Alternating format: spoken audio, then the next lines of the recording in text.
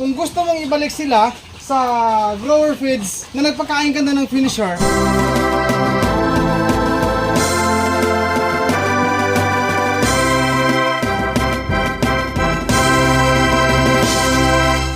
kung ikaw po, kabayan, merong meat shop. Linawin ko ha.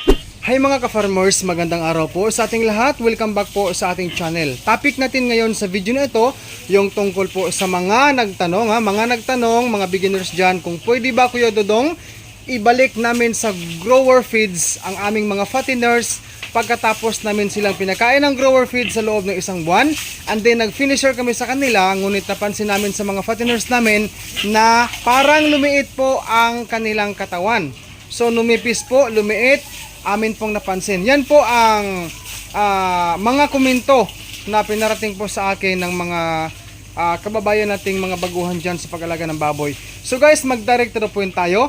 Itong aking mga baboy ngayon, isi-share ko lang, sila po ay napakain ko ng grower feeds, no? Grower feeds sila sa loob ng isang buwan.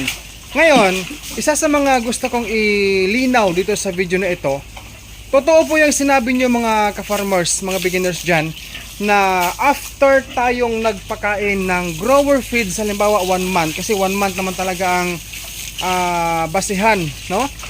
Basihan sa grower feeds na pinapakain sa baboy, fatteners.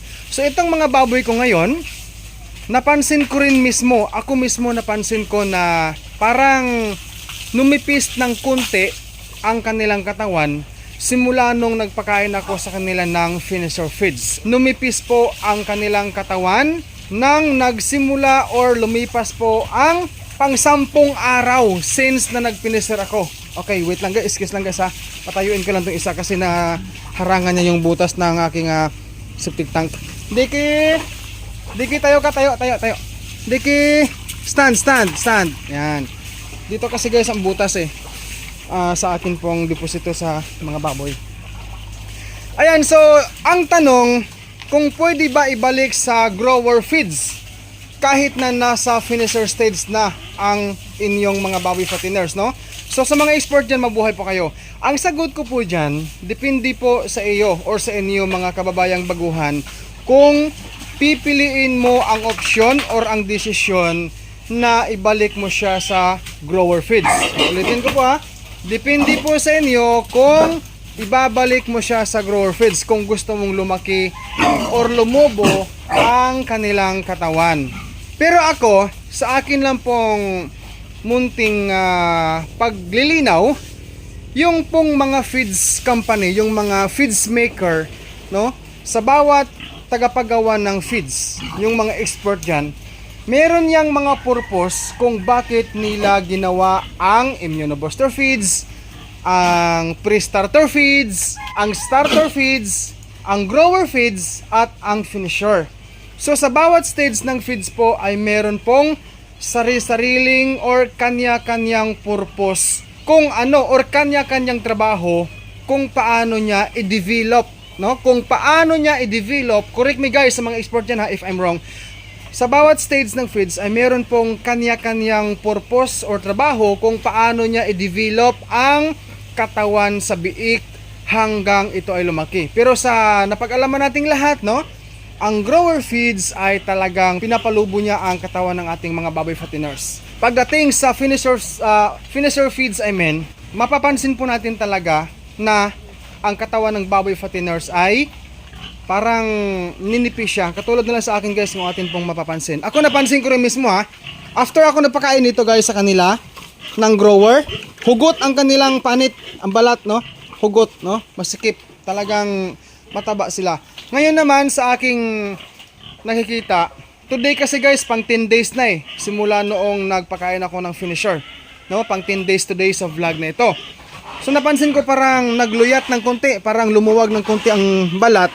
Yung katawan nila, ayan guys, ayan, parang lumiit nga sila. Pero ang aking pong supportive reason, pagdating sa pagdating sa desisyon ninyo kung gusto mong ibalik yan sa grower para lang lumaki ulit, no? Maghabok ang katawan nila, lumubo, depende po sa inyo mga kababayang baguhan.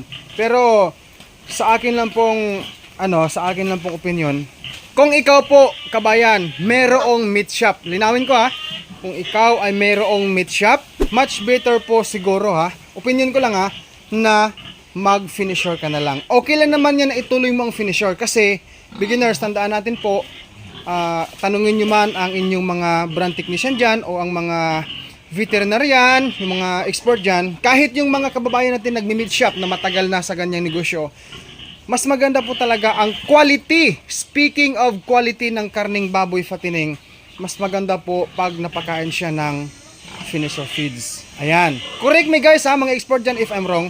Mas maganda kung naka-finisher. Okay lang naman yan eh. Try nyo ito guys, ito. Try nyo gawin ito. Pag meron kayong extra budget, bili kayo ng 1 kilo of karni ng baboy fatteners. Yung pong laman. Yung laman ha, bili ka ng 1 kilo niyan. Tapos, i-compare mo siya sa taba ng baboy din. Yung taba. I-compare mo yung 1 kilo din. Tapos, mapapansin po natin yan na kung gaano kalaki ang taba at kung gaano kaliit ang laman ng baboy, yung parehas sila na 1 kilo. So, ibig sabihin po, ang pino-point out ko dito sa video na ito, yung quality ng karne, kapag nakapag-finisher po siya ng 2 weeks mahigit, maganda po talaga. Yung taba po ng baboy fattener na gawa o resulta sa grower feeds ay kino-convert po yan ng finisher feeds. No? Kino-convert po ng finisher feeds ang taba into laman. Although nabanggit ko na to sa ibang vlog ko, konting rewind lang kasi nga po, marami pa hong mga hog raisers dyan, mga beginners nating mga kababayan na parang nakukonfuse. Although ako guys, honestly nakukonfuse ako eh. Sabi ko parang lumiit yung baboy ko, no? Lumiit sila, numinipis ang katawan. So may ganong pangyayari. So pag pag grower ka halimbawa lahat, no? Naranasan ko din po na grower feeds lang po at ipa ng mais ang akin pong pinakain sa kanila. Disclaimer lang ha, naranasan ko noon, okay naman po ang quality ng karne. Ayan ha. Okay naman po ang quality ng karning fattening ko noon, yung nagpalasa ako or nagpakakas ako ng 2 fatteners ko. So grower lang yon, I mean pre-starter, starter, grower, and then hinaluan ko po ng ipa ng mais. Okay naman po so far ang karne ng baboy based po sa aking ginawang pagdiscovery noon na hindi ako napakain ng finisher. Pero hindi ko ho ina-advise sa mga beginners sa inyo na wag kayo magpakain ng finisher. Kumbaga lang guys, yan po ay isang clarification lamang. Diskubrihin mo na lang po. Ako naman kasi nasa finisher stage na po ako ngayon sa kanila, ay tinutuloy-tuloy ko na lang po ang pagpapakain sa kanila ng finisher feeds. So isipin lang natin ang presyo sa feeds, no? Pre-starter mahal. Ang starter mahal. Medyo mataas konti ang pre-starter kaysa starter. Pag grower medyo nanaog or nagbarato, no? Bumaba ang presyo diyan sa grower, at pagsapit sa finisher feeds, mas lalong bumaba ang presyo kumpara mo sa grower, starter at pre-starter. So ayan guys, so ikaw lang po ang magdedesisyon kung gusto mong ibalik sa grower na nasa finisher stage ka na. Depende po sa iyo mga ka-farmers, ang iyong desisyon ang tanging masusunod. Para po magkaroon ka rin ng sarili mong discovery sa iyong pagpapakain sa mga baboy fatteners mo dyan.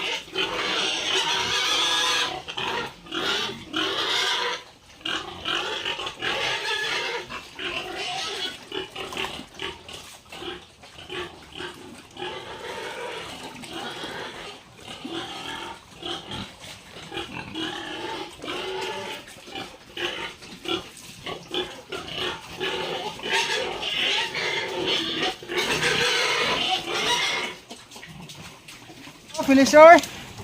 No, with feeding tayo. Alternate po ako sa with feeding and dry feeding.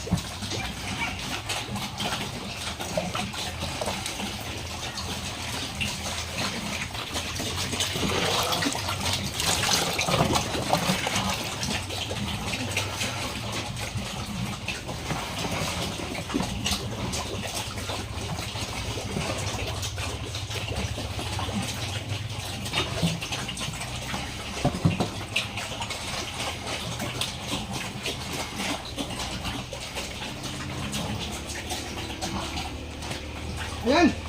Sa mga ka-farmers, pasensya na ho kayo sa akin. Medyo dirty look din po ako dahil nga po nag-ayos ako ng extension room for my future piglets. Yun guys, pakita natin saglit bago tayo mag-end. Ayan. So dyan tanda guys, medyo makalat kasi naglagay ako ng trapal na makapal, no? Extension kwarto yan para sa magiging biik nitong isang inahin ko, no? Ayan. Kasi kailangan natin gumawa ng paraan pag masikip ang lugar, no? Para magkaroon na ng kwarto guys sa mga biik ko. Ayan. Sa ulitin, mga beginners, kung ikaw po ay nagpakain sa iyong mga fatteners ng grower feeds out in 1 month, kung gusto mong ibalik sila sa grower feeds na nagpakain ka na ng finisher, so depende po sa iyo kung anong decision mo. Try mong diskubrehin. Pero linawin ko lang, ang taba dyan tumutubo or nagde-develop sa panahon ng grower feeds po. Grower stage I mean, sa fatteners. Pagdating sa finisher, ang taba nagiging laman dahil nga po sa gawa ng finisher. Ang King's Vita Plus Animal Feed Supplement mabibili po sa Agrivit stores nationwide. Kung hindi ito available sa inyong lugar, maaari po kayo mag-direct order sa Shopee sa KBM Agrivit Lines. Pwede rin sa Facebook page ng King's Vita Plus Animal Feed Supplement. Link nila ay nasa description. O pwede po kayo mag-text o tumawag sa kanilang cellphone number 0917-795-0220. Available po ang COD or cash on delivery. Sa mga ka-farmers, ako po si Dudong Villaran. Kahit madungis tayo ngayon, okay lang yan guys kasi sinadya ko talaga na ganito ang image ko ngayon. Hindi ko po kinakahiya. No, I never shy, I never aloft now in this video kung ano man ang image ko ngayon. Kasi ito po yung realidad sa aking buhay. Maraming salamat po for watching this video. Kung ikaw po ay mahilig sa Barber Show, kung hindi ka pa ho nakapag-subscribe, subscribe now and hit the bell ring for more upload. God bless po sa ating lahat mga ka-farmers and peace out everyone. Bye-bye!